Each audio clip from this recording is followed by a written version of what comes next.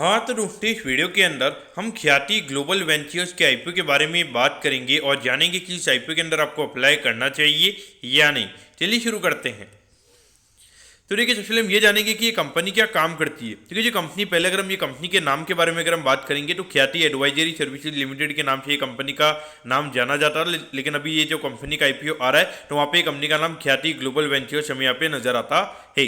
अब अगर हम ये कंपनी के बिजनेस के बारे में अगर हम बात करेंगे तो 93 में ये कंपनी का बिजनेस स्टार्ट हुआ था, यानी कि ऑलमोस्ट अगर हम बात करेंगे अराउंड 30 से 31 ईयर्स ये कंपनी को स्टार्ट हुए हो चुकी हैं। ठीक है, अगर हम कंपनी के बिजनेस मॉडल के बारे में अगर हम बात करेंगे तो यहाँ पे जो भी यहाँ पे एफएमसीजी के जो प्रोडक्ट्स वगैरह होते हैं उनको एक्सपोर्ट ये कंपनी में करती हुई नजर आती है और उसको रीपैक करके, यानी कि जो पैकिंग इनके पास में आती है उसको रीपैक वगैरह करके फिर ये एक्सपोर्ट करने का ये कंपनी में काम करती हुई नजर आती है। अगर हम मेनली अगर हम कस्टमर्स की अगर हम कंपनी की अगर हम बात करेंगे तो यानी कि आउट ऑफ इंडिया में यहाँ पे जो सुपरमार्केट को जो मैनेज करने का काम करते हैं वो मेनली में यहाँ पे कंपनी के कस्टमर्स नजर आते हैं। जैसे अगर हम देखेंगे वॉलमार्ट जैसी जो कंपनीज होती है, तो वैसे टाइप ऑफ जो सुपर मार्केट वाली जो कंपनी होती है वो पर्टिकुलरली हमें यहाँ पे कंपनी की कस्टमर्स यहाँ पे नजर आती है। उसके अलावा अगर हम बात करेंगे तो यहाँ पे अगर हम देखेंगे तो किन किन सी कौन कौन सी ब्रांड के साथ में कंपनी हमें काम करती हुई नजर आती है। तो देखिए, एवरेस्ट हो गया, पार्ले जी, एमडीएच, फॉर्च्यून, आशीर्वाद, गोवर्धन हो गया, बालाजी वेफर्स हो गया, हल्दीराम, हिमालय। तो यानी कि ऑलमोस्ट अगर हम देखेंगे जो बड़ी बड़ी यहाँ पे जितनी भी एफएमसीजी कंपनी है वो पर्टिकुलरली हमें यहाँ पे इनके साथ में कंपनी में काम करती हुई नजर आती है।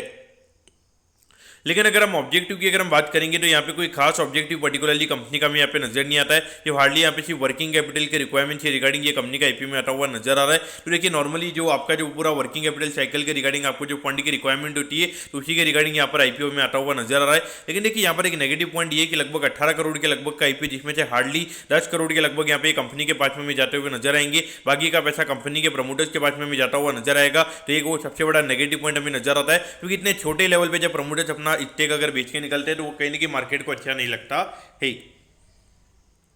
अब अगर हम कंपनी के फाइनेंशियल्स के बारे में अगर हम बात करेंगे तो देखिए, 2022 में लगभग 93 करोड़ के लगभग ये कंपनी का रेवेन्यू का नंबर था। फिर ये नंबर में 96 करोड़ के लगभग होता हुआ नजर आया था। और अगर हम 2023 यानी कि जो रिसेंटली जो फाइनेंशियल ईयर खत्म हुआ है वहाँ पे लगभग 104 करोड़ के लगभग का रेवेन्यू का नंबर हमें यहाँ पे नजर आता है। ऑल वो देखा जाए तो यहाँ पे अगर हम ग्रोथ के नंबर की अगर हम बात करेंगे तो कोई ज़्यादा कंपनी के ग्रोथ के नंबर नहीं है, वो भी इतने ज़्यादा लो बेस इफेक्ट पे, तो कहने के देखा जाए तो ये अच्छी बात नहीं है। और अगर हम एक क्वार्टर के नंबर की भी अगर हम बात करेंगे तो अभी लगभग 27 करोड़ के लगभग का रेवेन्यू यहाँ पे कंपनी ने किया है। और इसको अगर हम एनुअलाइज करेंगे तो लगभग 110 करोड़ के लगभग का नंबर हमें यहाँ पे देखने को मिल सकता है, जो कि इंडिकेट कर रहा है कि हार्डली यहाँ पे 4 से 5% का रेवेन्यू ग्रोथ हमें यहाँ पे देखने को मिलेगा। तो ऑल ओवर देखा जाए तो कंपनी का रेवेन्यू ग्रोथ जो है वो हार्डली में 4 से 5% के लगभग का यहाँ पे नजर आता है। तो वो डेफिनेटली अगर हम देखेंगे अच्छा नहीं है। तो कि स्मॉल कैप कंपनीज में नॉर्मली जो बड़े बड़े इन्वेस्टर्स होते हैं वो लगभग 20-25% की ग्रोथ यहाँ पे एक्सपेक्ट करते हैं।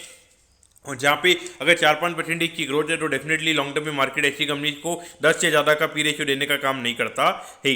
अगर हम प्रॉफिटेबिलिटी की बात करेंगे तो 1 करोड़ 49 लाख के लगभग 2 करोड़ 53 लाख के लगभग का प्रॉफिट का नंबर में यहाँ पे जाता हुआ नजर आया है। और भी अगर हम देखेंगे कंपनी का आईपीओ आ रहा है तो एकदम से यहाँ पे प्रॉफिटेबिलिटी में हमें स्पाइक देखने को मिला, अराउंड 94 लाख के लगभग का कंपनी का प्रॉफिट का नंबर है। इसको अगर हम एनुअलाइज करेंगे तो लगभग यहाँ पे 3.5 से 4 करोड़ का पैट हमें यहाँ पे एनुअलाइज टर्म में कंपनी का देखने को मिल सकता है। लेकिन मुझे लगता है कि डेफिनेटली यहाँ पे जो कंपनी के नंबर्स हैं यहाँ पे थोड़े इन्फ्लेटेड है, क्योंकि देखिए आपका रेवेन्यू ग्रोथ अगर इतना ज़्यादा नहीं है तो एक बार के लिए प्रॉफिटेबिलिटी इतनी ज़्यादा नहीं बढ़ सकती। और एकदम से जब आईपीओ आ रहा है जब भी आपकी अर्निंग कैसे बढ़ रही है तो कहने के देखा जाए ये एक सबसे बड़ा रेड अलर्ट हमें यहाँ पे नजर आता है।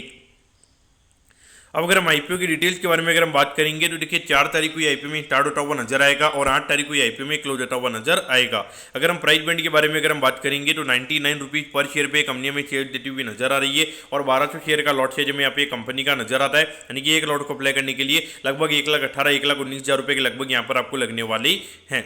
अगर हम इश्यू साइज की अगर हम बात करेंगे लगभग 18 करोड़ 30 लाख के लगभग का आईपीओ का इश्यू साइज हमें यहाँ पे नजर आता है। इसमें अगर हम देखेंगे अराउंड 10 करोड़ यहाँ पे कंपनी के पास में जाते हुए नजर आएंगे और बाकी लगभग 7 करोड़ के लगभग का जो अमाउंट है वो हमें यहाँ पे कंपनी के प्रमोटर्स के पास में जाता हुआ नजर आएगा। तो देखिए, यही एक मैं बात बोल रहा था आपको कि लगभग अराउंड 70 करोड़ के मार्केट कैप पे कंपनी का आईपीओ में आता हुआ नजर आ रहा है। और वहाँ पे लगभग अगर हम देखेंगे तो 7 करोड़ सीधा यहाँ पे कंपनी के पास में जाते हुए नजर आएंगे। तो ये सबसे बड़ा नेगेटिव पॉइंट मुझे पर्टिकुलरली नजर आता है, क्योंकि देखिए हार्डली 70 करोड़ की कंपनी, मतलब अगर कंपनी के प्रमोटर को अगर ऐसा लग रहा होगा कि ये कंपनी लगभग 1000 करोड़ के लगभग जाने वाली है, वहाँ पर डेफिनेटली कंपनी के प्रमोटर ऑफर फॉर सेल में नहीं बेचते। तो ये कहीं ना कहीं देखा जाए तो ये सबसे बड़ा नेगेटिव पॉइंट मुझे पर्टिकुलरली नजर आता है। अगर हम लिस्टिंग की अगर हम बात करेंगे तो बीएसई के एशियन प्लेटफॉर्म पे ये कंपनी में लिस्ट होती हुई नजर आएगी।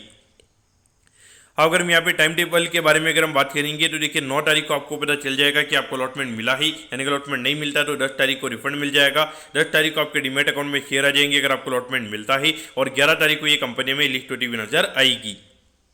अब अगर हम एट दी एंड अगर हम कंपनी के वैल्यूएशन के पैरामीटर्स की अगर हम बात करेंगे तो देखिए अराउंड 69-70 करोड़ के मार्केट कैप पे ये कंपनी का आईपीओ में आता हुआ नजर आ रहा है। उसके हिसाब से जो कंपनी ने यहाँ पे अर्निंग दिखाई है उसके हिसाब से अगर हम बात करेंगे अराउंड 27 का 24 वाली अर्निंग के हिसाब से यहाँ पे कंपनी का पी रेशियो निकल कर आता है। तो कहीं ना कहीं देखा जाए जहाँ पे इतना कम रेवेन्यू ग्रोथ है, हार्डली 4% से यहाँ पे कंपनी के रेवेन्यू के नंबर्स हमें बढ़ते हुए नजर आ रहे हैं, तो वहाँ पे डेफिनेटली 27 का पी रेशियो काफी ज्यादा हमें पर्टिकुलरली नजर आता है। तो ये एक सबसे बड़ा नेगेटिव पॉइंट है। उसके अलावा अगर हम बात करेंगे तो इतने छोटे लेवल पे जो ऑफर फॉर सेल है वो भी एक नेगेटिव पॉइंट पर्टिकुलरली हमें नजर आता है। तो एट दी एंड अगर हम देखेंगे तो अगर हम कंपनी के बिजनेस की अगर हम बात करेंगे तो एक पॉजिटिव इंडिकेशन ये है कि यहाँ पे जो बड़ी बड़ी एफएमसीजी कंपनीज है वो भी यहाँ पे उनके साथ में ये कंपनी में काम करती हुई नजर आती है।